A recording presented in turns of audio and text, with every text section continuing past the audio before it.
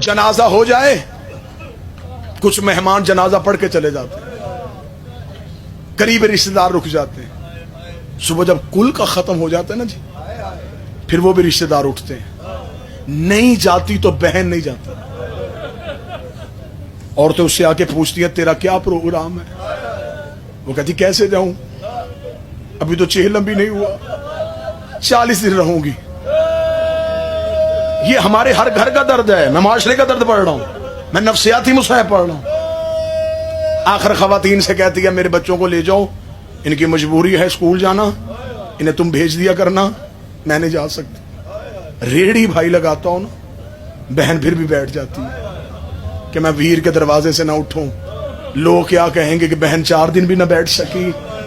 ہر بہن کی خواہش ہوتی ہے بھائی کے مرنے کے بعد بھائی کے گھر پہ رہنا۔ 11 محرم کو رسیوں والے ہاتھوں سے حسین کی لاش پہ آئی، رو کے کہتی میرا ایک نہیں مارا گیا، میری صف بھائیوں کی ماری گئی ہے۔ حسین میرا دل بڑا چاہتا تھا میں تیرا چہلم کربلا میں کرتی، حسین مجبوری بن گئی ہے، امت رسیاں لے کے آ گئی ہے۔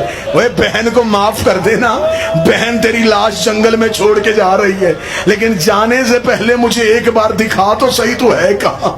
لاشوں میں ڈھونڈ رہی تھی بھائی کو، مقتل کہتی ٹوٹے ہوئے تیروں، ٹوٹے ہوئے نیزوں اور پتھروں کے ڈھیر کے نیچے سے آواز آئی علیہ علیہ یا زینب، زینب ادھر اتر آ، تیرا حسین یہاں ہے، تو نہ رو، میں صداعت کے ڈر سے سخت مصحف پڑھ نہیں سکتا، مجھے بول کے بتاؤ بی بی کا اونٹ کسی نے بٹھایا؟ کسی نے پکڑ کے اونٹ بٹھایا؟ علی کی بیٹی کس سہارے سے اتری؟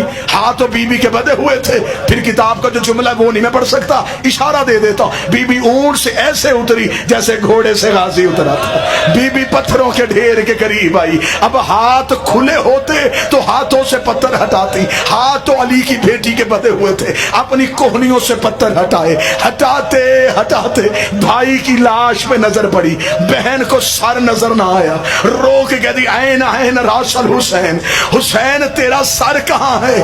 کٹی ہوئی رگوں سے آواز آئی میرے سر کا نہ پوچھ، مجھے بتا این الردا، زینب تیرا برقع کہاں گیا؟